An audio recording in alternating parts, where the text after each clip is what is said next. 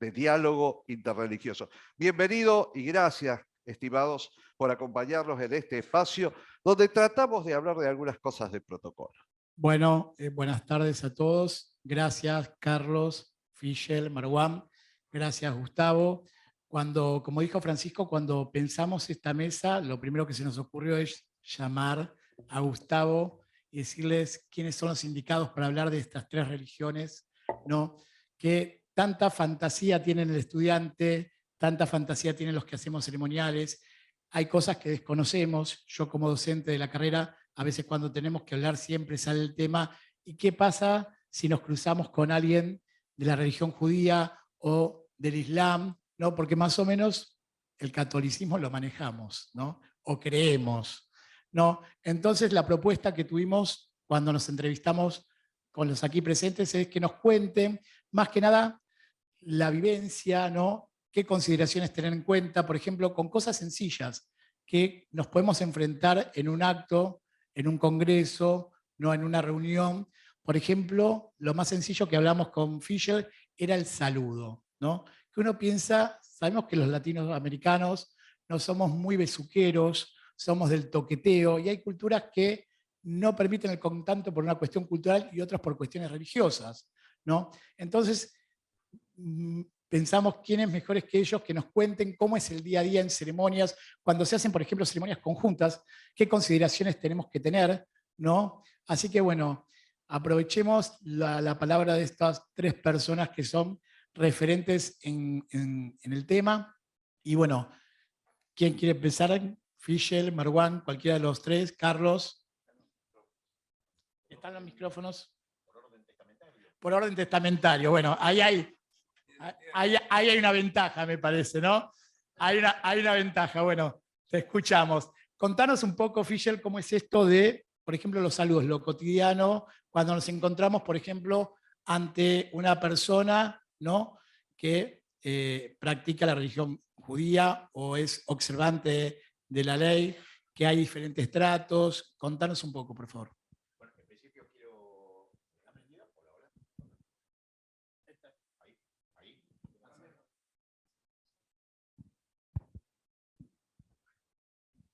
Bueno, en principio quiero agradecer muchísimo a las autoridades de la organización, a Alejandro, por supuesto, a Gustavo Guillermé por haberme convocado también. Para mí es un honor estar aquí y celebro este congreso que creo que es el primero en la Argentina, sobre el primer mundial en la Argentina, el primer Congreso Mundial de Protocolo en la Argentina, que justamente estábamos hablando con Alejandro, que tanto hace falta. En la primera reunión que tuvimos con Alejandro, vimos que realmente hacía falta también este tema, justamente por lo que estábamos hablando recién en la mesa, de que en un país, digamos, como Argentina, y en una cultura latinoamericana que se da tanto al contacto, al abrazo, al beso, y está muy bien, porque es muy fraternal, ¿no es cierto? En otros países son, podríamos decir, un poquito más fríos, de alguna forma. Hay ciertas culturas, en este caso la judía, en donde, y personalmente me pasa, no digo todos los días, pero muy habitualmente, de que personas que no tienen por qué saberlo tampoco, me han invitado a determinada conferencia o determinado congreso y me dicen, sí, como no, por supuesto, nos puede dar una ponencia sobre tal y tal tema, por supuesto, sin ningún problema. Bueno, mire, pero mire que ya lo organizamos, es para el sábado a la mañana. Le digo, mire, pero es Shabbat, yo no puedo. En Shabbat, y comienza, me dice, no, está bien, pero usted venga el viernes a la noche. No, pero me ha pasado. En el mejor de los casos me dice, no, lo tuvimos en cuenta. Por eso su ponencia es el viernes a la noche. Pero usted sabe que en el judaísmo el día comienza, los judíos somos así. El día comienza a la noche. No pregunte, porque somos así, es así. Es así. No, eso tiene una razón de ser, porque la Biblia dice, y fue tarde y fue mañana, día 1. Entonces, la fecha calendario comienza al atardecer del día, ¿no es cierto? Entonces, el Shabbat comienza desde la primera estrella, o de las primeras 3 estrellas del viernes, hasta la puesta del sol, un ratito después del sábado. Y también no tiene por qué saberlo, porque con la mayoría de judíos que se va a topar son judíos que no no son observantes de su credo o de sus preceptos. Entonces dice, no, pero mire, yo lo invité a Chacho Jarolaski y él vino el sábado. Está bien, pero él no es una persona que cumple preceptos, y yo sí, no solamente como rabino, sino como judío observante en general, no hace falta por qué ser rabino tampoco. El tema es las fechas, ¿no es cierto? Otro tema es, como decía Alejandro, en el trato cotidiano. De hecho, hasta no hace muy poquitos minutos, se presentó la situación que se me presenta a diario, que es, en el judaísmo hay un precepto que sale de Proverbios y también está reiterado en Salmos, que se le prohíbe al hombre tener familiaridad con mujeres que no sean ni la madre, sí, por supuesto, la madre judía, claramente que sí, la madre, la hermana y la hija. ¿Y qué quiere decir familiaridad? Bueno, contacto y mucho menos un beso, ¿no? Y en países como el argentino, países latinoamericanos de gente cálida, fraternal, se da el mínimo el contacto y como máximo el beso y el abrazo. Entonces uno muchas veces se ve muy incómodo, y muchas veces a mí me pasa que para no hacer sentir incómodo al otro, ¿no es cierto? Que es muy feo, prefiero que me hagan sentir incómodo a mí y no yo al otro, ¿no es cierto? Entonces uno dice, bueno, está bien, listo, viene con un beso, le doy un beso, listo. Pero en realidad, digamos, es bueno exponerlo esto, ¿no es cierto? Para terminar y dejarlo una tercera categorización que también le pasa a mi señora. Cuando digo, ¿qué tal mi señora? Hola, ¿cómo te va? Y también pasa lo mismo. Y son situaciones, créanme, que son situaciones muy, muy incómodas, muy incómodas. Me ha pasado incluso con la parte dietaria. El judaísmo tiene unas leyes dietarias que se llaman kashrut. Kashrut quiere decir aptitud, kosher quiere decir apto, es apto para ser comido o no, de acuerdo a las leyes dietarias de la Biblia. Y me ha pasado que me han convocado a determinada reunión gente buenísima y que se había gastado dineros. Es decir, pero mire, prepagar, no para mí, pero para toda la reunión, pero para que yo vaya a hablar, un ágape. Lo voy a extrapolar, no había eso, pero había muchas cosas parecidas. Jabalí hecho a la cruz con papa. Le digo, mire, nosotros no podemos comer jamón. Pero lo preparamos para usted, gracias, pero ¿por qué no preguntaron antes? Y a mí me daba lástima porque digo, lo hicieron bien, pero hubieran preguntado antes, con preguntar. Es decir, a lo que voy es, no hace falta saberlo, pero sí tener por ahí la prudencia de consultarlo. Me ha pasado en lugares muy, muy protocolares que no han tenido incluso como ese insight, digamos, ¿no? No sé cómo traducir esa palabra en inglés, como esa perspicacia de decir, vamos a preguntar a ver si, esa precaución, digamos, ¿no? Para decir, vamos a preguntar si puede este día, si vamos a organizar una comida, si puede comer esto, que yo sé que es muy difícil porque en un país, como decía Alejandro también, en un país en donde, digamos, la cultura local no tiene tanta restricción en cuanto al trato personal, en lo cotidiano, en lo calendario, ¿no es cierto? Entonces, uno ya da por hecho o da por pensado muchas cosas que después no son tan así. Por eso yo cierro con esto, digamos. Hay determinadas cuestiones básicas que uno no tiene por qué saberlo, no tiene ni la obligación de saberlo.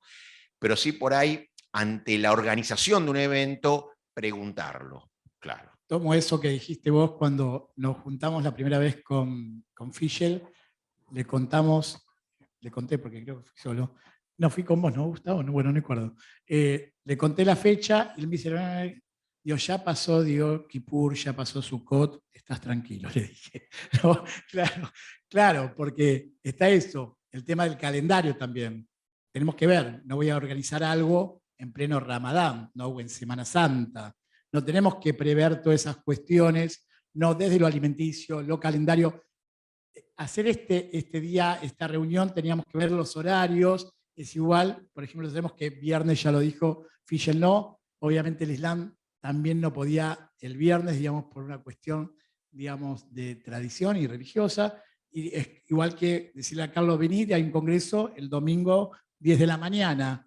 Y me decían, mira, pibe, tengo un problemita, ¿no? Estoy, digamos, haciendo misa. Pero bueno, es importante. Contanos, Marwan, qué consideraciones desde el Islam se tienen que tener, por ejemplo, en lo cotidiano. Este es tu micrófono para que lo quitamos. Assalamu alaikum, la paz sea con ustedes. Sí, en primer lugar creo que sería importante destacar la diferencia entre ser musulmán y ser árabe, que muchas veces también me pasa acá, incluso acá es común, cualquier asiático con los rasgos como míos es directamente turco, ¿no? Entonces me pasaba también algunas veces que fuimos incluso a diferentes barrios y insistían, ¿de dónde sos? Y yo varias veces, no, de Alemania. No, pero vos tenés sos judío o qué. Hasta tal punto me preguntaron si soy de Musulmania, ¿no? Entonces pensaban que es un país Musulmania, ¿no? Entonces creo que primero sería importante destacar que una cosa es la cultura árabe y después es como ser musulmán. Incluso hoy en día, si tenemos alrededor de 2.000 millones de musulmanes en el mundo, pero solamente el 20% son árabes. El 80% de la población total de los musulmanes en el mundo no son árabes. Y países grandes como Indonesia, Malasia, Pakistán, India, ¿sí? Y por otro lado, tenemos por supuesto árabes que no son musulmanes. Entonces, en primer lugar, tener esa diferencia. Y después, si hay muchas cosas en común, por ejemplo, creo que ya el hecho de saludar a un musulmán con assalamu alaikum, ¿sí? Como que hace un poco romper el hielo, ¿no? Y un poco ganar un poco los puntos de simpatía, ¿no? Y creo que eso tal vez es como una linda recomendación. Por otro lado, es cierto lo que nos pasa también a mí también especialmente, porque para mí incluso fue un choque cultural, que soy alemán, entonces me acuerdo la primera reunión acá y fue una reunión oficial. Y yo lo conozco de Europa, que tenemos el desafío de negociar cómo manejamos el tema de dar la mano. Y acá ni siquiera fue dar la mano, directamente el beso, ¿no? Entonces, en ese sentido sí, es como que el contexto es similar y es una situación muy incómoda como musulmán, porque no es que yo desprecio o no quiero respetar a la otra persona, todo lo contrario, según nuestra cultura o religión, es una forma de respetar el otro a través de no invadir su privacidad. Y consideramos como muy parecido el concepto que menos sea una persona de relación familiar o tu propia esposa. ¿Sí? Y me pasa también con mi señora, ¿sí? Que algunas vamos y la gente directamente la abraza o la besa, ¿no? Entonces, en ese sentido, creo que ahí también, por supuesto, hay musulmanes que no cumplen la ley, ¿sí? Pero si la otra persona toma la iniciativa, entonces creo que no hay, pero lo peor es que ustedes dan y en ese momento la otra persona que tenga que luego evaluar la situación. Y por otro lado tenemos también el concepto de halal, que sería como kosher, y en nuestro caso no comemos cerdo y nada de jamón. Y los musulmanes como más ortodoxos, para decir así, o más con cierta interpretación, incluso insisten en la certificación de halal, pero en el caso, incluso la mayoría de los musulmanes, si nos vamos al Corán, incluso está permitido comer carne de la gente del libro. La gente del libro son los judíos y los cristianos. Entonces, en el caso de los musulmanes, no falta tener algo certificado con halal, ¿sí? Menos que hay algunas ramas, porque en Islam también tenemos ahora una variedad y una diversidad extrema, ¿no? Tenemos más de 70 ramas o agrupaciones religiosas. Entonces, hay musulmanes que tal vez van a exigir el certificado halal, pero otros musulmanes que tal vez no. Y después sí, el tema de alcohol, que en el Islam no tomamos, no consumimos nada de alcohol. Y luego sí, por supuesto creo que el tema muy relevante incluso en estos días sería el tema con el velo de la mujer, ¿sí? O cómo debe vestirse una no musulmana, tal vez en un ambiente religioso musulmán o un país musulmán. En primer lugar, sí creo que sería interesante que muchas veces se confunde el velo como algo únicamente del Islam. Pero si nosotros incluso comparamos, el velo no es algo solamente del Islam, sino que incluso coincide entre las 3 religiones abrámicas. Por eso incluso en el Islam tenemos, también se presenta a la Virgen María y también como un modelo, un ejemplo de pudor y de modestia, ¿sí? Y por otro lado, en ese sentido, si bien el velo para una mujer musulmana es un mandamiento islámico, no es obligatorio, ¿sí? Entonces, en una vida pública, sea una musulmana o no musulmana, lo que el Islam declara que no debe existir coacción. Pero por supuesto, también por otro lado, creo que es también parte de la convivencia para respetar el otro, tal vez también cumplir, y en ese sentido yo recomendaría que tal vez no ponerse la vestimenta más corta, ¿no? O tal vez algo que más modesta, más discreta, ¿sí? Especialmente si quieren ir a un evento religioso, a una mezquita, ¿sí? Y eso creo que serían un poco las recomendaciones básicas, ¿no? Y la última cosa tal vez para el tema de Ramadán, que es el 9º mes del calendario islámico, es el mes del ayuno, y nosotros la forma de ayunar en Islam es que desde el amanecer hasta el atardecer nos abstenemos de comida, bebida y relaciones sexuales. Y cuando decimos bebida, incluye también mate o agua, entonces nada, ¿sí? Eso que estaba diciendo Marwan del velo, que se comparte, ¿no? Me acuerdo, bueno, sería lo que sería un señut, un recato en el judaísmo, la mantilla que se usaba hace años cuando una mujer iba a la iglesia, ahora se perdió esa costumbre, ¿no? Pero bueno, cómo estas 3 culturas, estas 3 religiones, ¿no? Conviven. Carlos, hace un tiempo más o menos se puso de moda en los 90, 90 y pico, esto del diálogo, ¿no? o el saludo ecuménico. En todas celebraciones, en ceremoniales, se les había ocurrido hacer esto ecuménico, entonces uno hacía una ceremonia y decía, bueno, invitaba a alguien del catolicismo, a alguien del Islam, a alguien del judaísmo, y hacían un rezo conjunto, ¿no? Digamos, ¿cómo lo manejan cuando tienen una celebración conjunta, por ejemplo? Ustedes. Bueno, buenas tardes. Antes que nada, cuando me invitaron a participar, yo decía, de ceremonial y protocolo, no sé, pido disculpas ya anticipadamente. Y después me acordaba una anécdota que contó el Papa Francisco, que, claro, el Vaticano tiene un montón de gente que trabaja en ceremonial.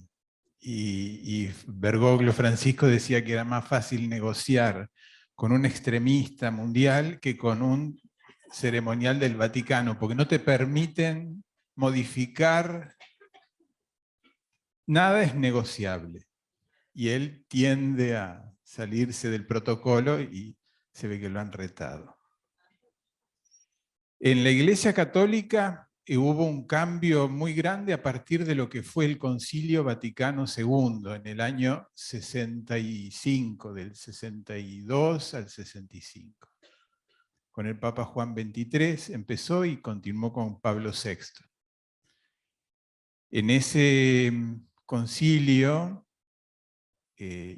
todos los obispos de todo el mundo, hay 2 documentos, sobre todo, uno que se llama Nostra Aetate, y otro que se llama Unitatis Redintegratio. Son 2 documentos que hacen referencia al diálogo de la Iglesia Católica ecuménico, que significa con otras iglesias cristianas, e interreligioso, sobre todo con el judaísmo y el islam. A partir del Concilio Vaticano II comenzó toda una salida de sí, digamos, de la Iglesia Católica, que estaba como muy encerrada hacia el diálogo.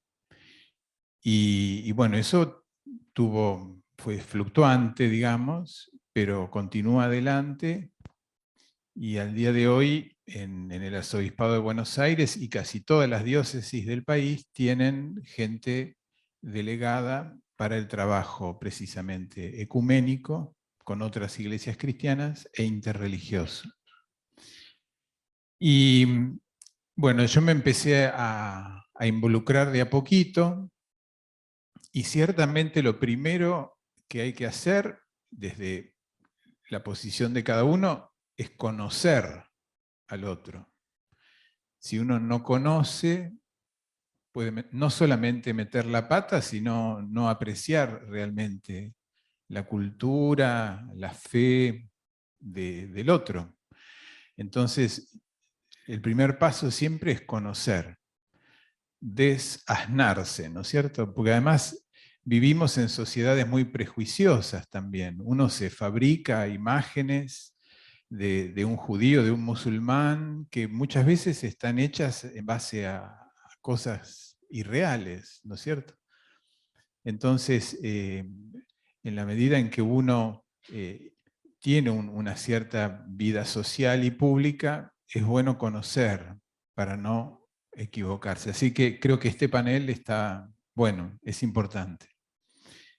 Y después lo otro es que en distintos actos públicos, muchos de ustedes trabajan en espacios públicos, cada vez más, por lo menos en Argentina, la presencia religiosa es interreligiosa.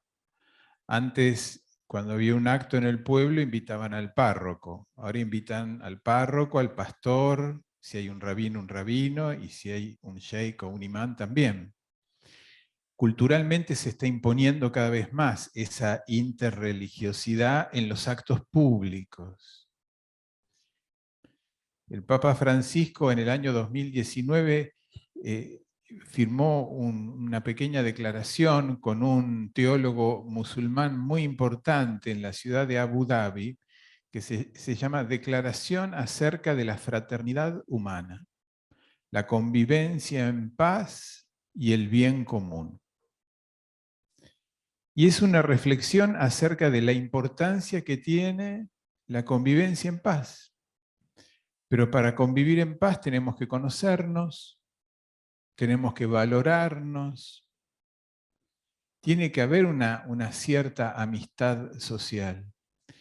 Y por otro lado, yo soy cura, soy recatólico, pero me encanta poder tener una relación de amistad y de respeto, tanto con Fisher como con Marwan y tantos otros representantes de otras religiones. Y eso es tan necesario en la sociedad. ¿De algún modo eso se puede reflejar en un acto, en un ceremonial? Yo creo que sí. Donde cada uno tenga su espacio, su cabida, su escucha. Yo pensaba recién mientras hablaba Marwan y Fischel, claro, en Argentina me da la sensación que por nuestra raíz católica como que todos tenemos el formato más cultural, por lo menos, católico, y no nos detenemos a pensar en problemas más de costumbres puntuales. Pero la realidad es que cada vez más tenemos que abrirnos a cosas concretas por respeto a los demás, ¿no? Por respeto al otro. Así que bueno. Por ejemplo, a mí me pasa que cuando yo doy en las clases, abarcamos el tema de culturas del mundo y religiones del mundo, ¿no? Dicen, ¿dónde consultamos esto? Obviamente, y yo digo, los libros sagrados, ¿no? Entonces, dice, ¿pero en qué parte? ¿Quieren la hoja, el versículo? Todo.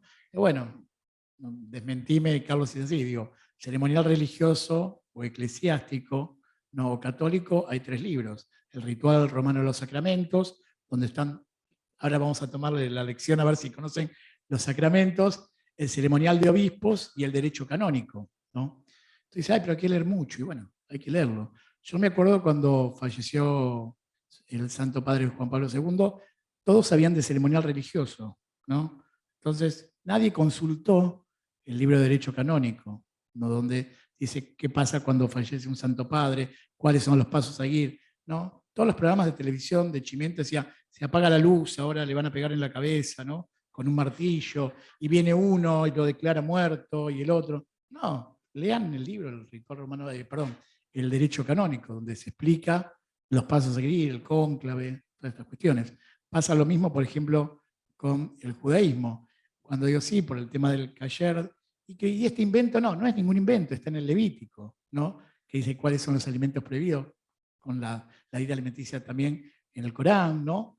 Entonces hay que ir a la fuente, hay que empezar a buscar, a investigar, ¿no? Entonces, ustedes, como representantes de estas tres religiones, de estas culturas, ¿qué libros, además de los que conocemos, el Corán, ¿no? El Talmud, la Torá y los tres libros que mencioné del catolicismo, ¿hay algún libro específico sobre ceremonial religioso como el que uno pueda indagar?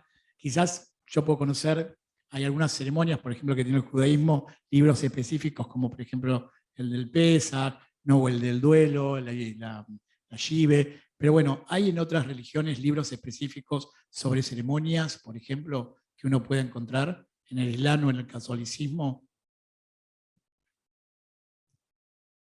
A ver, de ceremonias católicas, sí. Lo que no hay, que por eso yo decía que es algo inédito y novedoso, son ceremonias interreligiosas. No sé, por ahí ustedes saben de algo. Y a propósito de las ceremonias interreligiosas, una nota a pie de página que yo me parece que por ahí puede ser útil, si les toca organizar algo, fijarse qué lugar ocupa dentro de la comunidad el representante que viene. ¿Se entiende? Si fuera católico, no es lo mismo que venga un obispo a que venga un párroco. Obispo mata cura, cura mata diácono, diácono mata... O sea, hoy estamos haciendo una suerte de celebración interreligiosa. Si hubiera un obispo sentado acá, yo tendría que hacer una reverencia y dejarlo a él. Lo mismo, un rabino no es lo mismo que un laico, digamos, ¿no? Un imán, un sheikh. O sea, y hay que tener en cuenta eso. Porque a mí, organizando cosas, también me pasa que si yo organizo una cosa e invito a todos monaguillos, no puedo invitar al rabino. ¿Se entiende? Tiene que haber una cierta paridad entre los participantes. Me parecía práctico. Quizás a ustedes les dicen, porque además pasa mucho, discúlpame, y esto, viene el intendente del pueblo y le dice, organizame una cosa interreligiosa, que vengan los religiosos al acto de inauguración de no sé qué. Y se va. Entonces la gente de comunicación del municipio empieza a llamar medio así, sin ninguna brújula. Entonces, bueno, aprender un poco, conocer, saber quiénes vienen, esas cosas son detalles, me parece importante. Sí, retomando la misma línea, en el judaísmo también, digamos, uno hoy por hoy en Internet hay mucho, hay muchísimo. Yo siempre recomiendo, no hay un solo libro que diga todo lo que se hace en el año calendario. Sí, hay libros en español que se llaman Ciclo de Vida Judío o Calendario Judío, en donde explican las festividades más importantes, los 5 ayunos, cuándo caen en el calendario. En el judaísmo hay un calendario que no es el gregoriano, es el lunar, ¿no es cierto? En donde siempre se traduce al gregoriano, pero las fechas van variando. Pesaj, que serán las Pascuas judías, no siempre cae exactamente en las mismas fechas entre un año y el siguiente, porque el calendario lunar es un calendario de entre 29 y 30 días por mes, 12 meses también, pero que cada 3 años tiene un año bisiesto, y el año bisiesto no tiene un día más, tiene un mes más. Entonces se va corriendo. Y de hecho, no hace falta ni siquiera comprarse ese libro en español, en internet está en español también. ¿Y cuáles son las principales tradiciones en cada una de las celebraciones? Ayunos, cuándo comienza, cuándo termina, las celebraciones semanales, como por ejemplo el Shabbat, cómo son más o menos los 3 rezos diarios, ¿no?, que se hacen, ¿no?, las reglas dietarias, por lo menos en sus líneas directrices más importantes, qué es lo principal que uno tiene que saber para organizar algo y no meter la pata diciendo, no, organizamos toda una cena interreligiosa para el día pero ese día es el día del perdón, que es ayuno estricto durante 25 horas. Ese tipo de cosas, digamos, ¿no? O saber que existe una ley dietaria para decir, si organizamos algo, bueno, que el rabino tenga su comida kosher, ¿no es cierto? Y también lo que decía Carlos, ¿no? De entender que no todo judío religioso es rabino, ¿no? No todo judío que ande en la calle con kipá es rabino, ¿no? Y que la barba larga la puede tener un rabino, como puede no tenerlo también, o como puede tenerlo una persona que no tiene nada que ver con el judaísmo y simplemente se dejó la barba larga porque toca la guitarra en cita top, que puede ser también. Es decir, no toda persona vestida de negro, con kipá y con barba es rabino, digamos, ¿no? El rabino es una persona que, bueno, estudió sus 6, 7, 8 y hasta muchas veces 9 años en una yeshiva. Yeshiva quiere decir como asentamiento, que es una escuela de estudios bíblicos y talmúdicos, y luego se ordenó como rabino, y que tiene exactamente los mismos preceptos a cumplir que cualquier otro judío, nada más que lo estudió y está admitido o está, digamos, facultado a enseñar también aquello a cumplir. Y que por supuesto tiene que ser el modelo a cumplir eso, ¿no es cierto? Se le exige más, ¿no es cierto? Y que también, si uno va a invitar, acá en Argentina no existe tanto, pero si uno va a invitar en otros países del mundo que sí existen, por ejemplo, a el rabino de un estado, por ejemplo, el rabino principal de Nueva York, como dice Carlos, bueno, que no invite al rabino de la cuadra, porque por ahí entre ellos también va a decir, bueno, pero ahora va a hablar el rabino del barrio de Brooklyn, y estando el rabino del estado, siempre y cuando hubiera una categoría así, el rabino va a decir, y no, yo no puedo, que hable él primero. Una cuestión también de lo que se llama kavod, que es respeto al de mayor jerarquía, ¿no es cierto? Salvo que la otra persona diga, no, que hable él, pero ya ahí se suscita una situación un poco incómoda, ¿no es cierto? Y cabe la misma ley de paridad, digamos, ¿no? Son básicamente esas cosas que son casi también de sentido común, ¿no es cierto? Hoy, gracias a Dios, hay todo en Internet y hay mucho en español, porque ya se ha traducido muchísimo en español. Y son básicamente ese tipo de cuestiones. Sí, y recalco esto, es importante destacar que no todo judío observante es rabino, claro. No todo judío observante es rabino, de tal forma que también no todo católico observante o que va a misa todos los domingos es un cura, ¿no es cierto? Y en el judaísmo se presta mucho a la confusión por el atuendo, ¿no es cierto? No todo judío ortodoxo, que uno lo ve con las filacterias, es rabino. O no todo judío anciano tampoco es rabino, claro. Dice, no, el rabino. Muchas veces se le dice, y entre nosotros pasa, rabino, por una cuestión de respeto, pues rabino viene del hebreo que es rab, que quiere decir mucho, que sabe mucho, ¿no es cierto? Pero el rabino no es como en el catolicismo, que es una persona que tiene sacramentos. No, es es una persona que sabe mucho, que tiene esa responsabilidad de enseñar en lo cognitivo y en lo conductual también, ¿no es cierto? Y que es una especie de, digamos, en términos jurídicos, un abogado especialista en derecho hebreo, digamos, ¿no? Pero cuando a mí muchas veces me dicen, pero ¿nos puede casar? Ustedes le digo, no, mire, yo no caso a nadie, ustedes dos se van a casar. ¿Pero por qué? Porque en el judaísmo no existe esos sacramentos. Es más, no necesitarían ni de un rabino para casarse. Es un compromiso que asumen esas dos personas, y el rabino lo único que hace ahí es firmar lo que llama, por ejemplo, una ketubá, que quiere decir escrito. No, que tú vas a planchar, que tú vas a lavar, no. Es un chiste. Viene de lichtov, que quiere decir escribir. Es un escrito, es un contrato. Es un contrato, claro, en hebreo, en donde el rabino lo que hace es oficiar de notario, como del escribano, que todo se hizo de acuerdo a la ley de Moisés y del pueblo de Israel. Punto. Claro.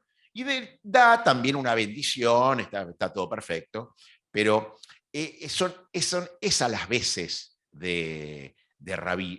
digamos, en lo que es la concepción del rabino. Ya estamos hilando muy fino, ¿no es cierto? Pero simplemente para eso, para entender que no todo judío ortodoxo, no todo judío religioso y no todo judío viejo es rabino, claro.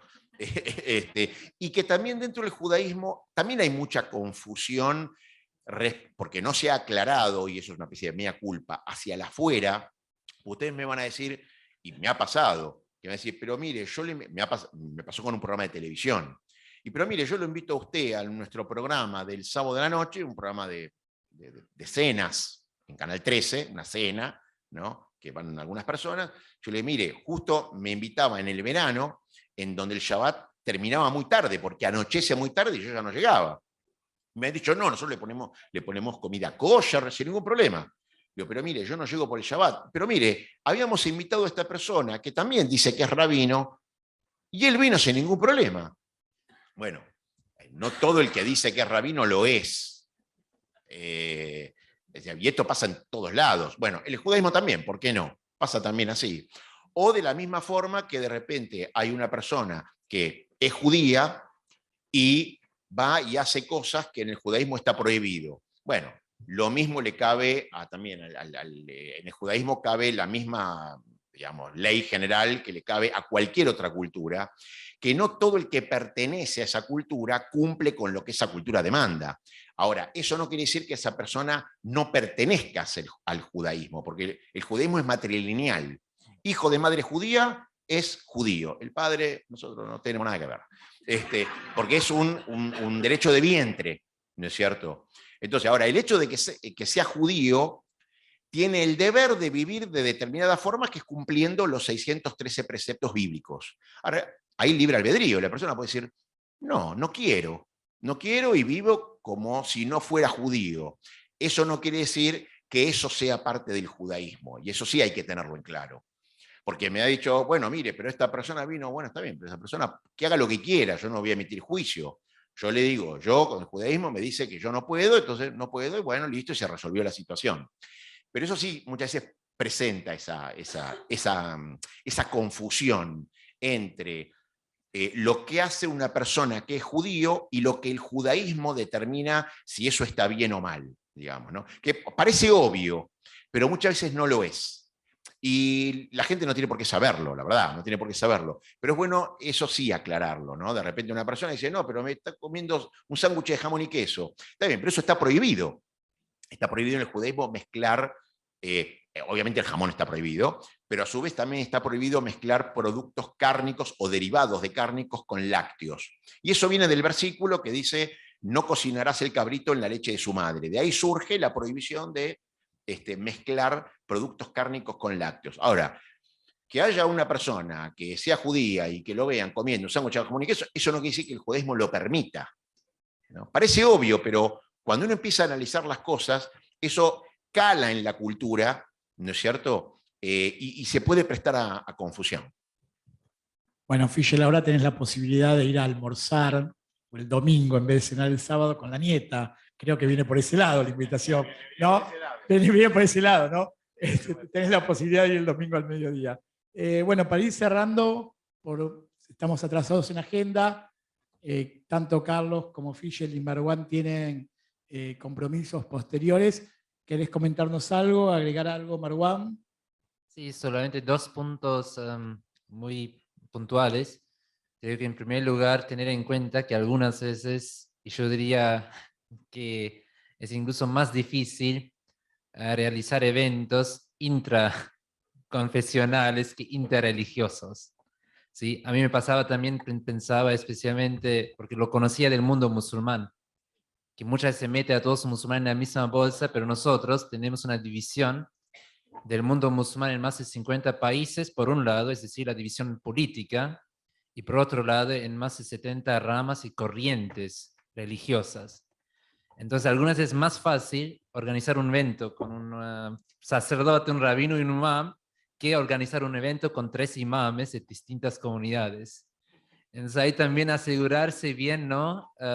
Y también de qué rama o de qué corriente vienen y si pueden, ¿sí? Que para algunas se pasa. Hace poco incluso vino un referente de la comunidad judía y querían invitar a 2 imames, pero los dos entre ellos era imposible. Incluso hace poco tuve una audiencia con el Papa y él me dijo incluso en broma que si tenés 2 rabinos seguramente vas a encontrar 3 opiniones distintas. Entonces, eso por un lado, ¿no? Que pasa en todas las comunidades. Y en segundo lugar, hace poco viajé a Londres. Nos habían invitado en la sede de la Foreign Office, de la Cancillería inglesa. Y lo que realmente me impactó fue que ellos incluso en la sede tenían un lugar que era Interfaith Prayer Room, ¿no? Un lugar para los rezos interreligiosos, lo que nosotros acá conocemos incluso en el aeropuerto de Ezeiza, tenemos una capilla o sería más como para el mundo cristiano, para rezar. Pero por ejemplo, en nuestros casos, que no podemos rezar en lugares donde haya imágenes, ¿sí? Entonces eso también tal vez para tener en cuenta si organizan un evento o una jornada, ahí tal vez también asignar sea una habitación simple, pero sin imágenes, ¿no? Porque en nuestro caso incluso tenemos 5 horarios para rezar durante el día, y creo que ustedes 3 horarios, ¿no? Y en ese sentido, creo lo que vi en Europa, en ese sentido muy avanzado, y creo que nosotros todavía no hemos llegado, pero también debido a la convivencia, ¿no? Que tal vez creo que sería algo muy puntualmente como recomendación. Bueno, agradecemos. Sí. Sí.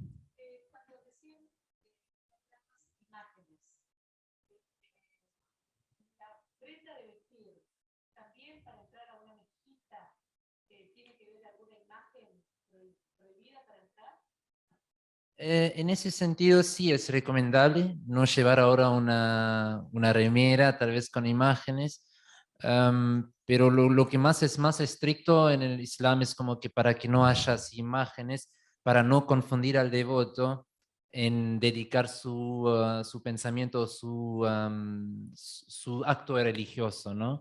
Y después, por otro lado, para entrar a una mezquita es creo que casi el mismo respeto que debemos a una iglesia o una sinagoga, ¿no? Es decir, la ropa más formal, más discreta, ¿no? Y hay ahora comunidades, por eso digo, que exigen tal vez a una musulmana taparse el pelo, o también a un hombre, y hay otras comunidades que tal vez no. Sí, eso depende ahora también de la forma de interpretar el Islam. Entonces hay países tal vez un poco más estrictos y otros que no tanto. Sí, y especialmente lo que es importante, que si ustedes entran en el lugar donde se reza, donde van a encontrar la alfombra, ahí sí hay que quitarse los zapatos, ¿no? Porque nosotros, por ejemplo, rezamos y ponemos la cara en el piso, ¿no? Pero es una cuestión de higiene, de la limpieza. Ok, bueno, vamos dando cierre, así no nos atrasamos con la agenda. Sí. Les agradecemos, Carlos, Fischel, Marwan.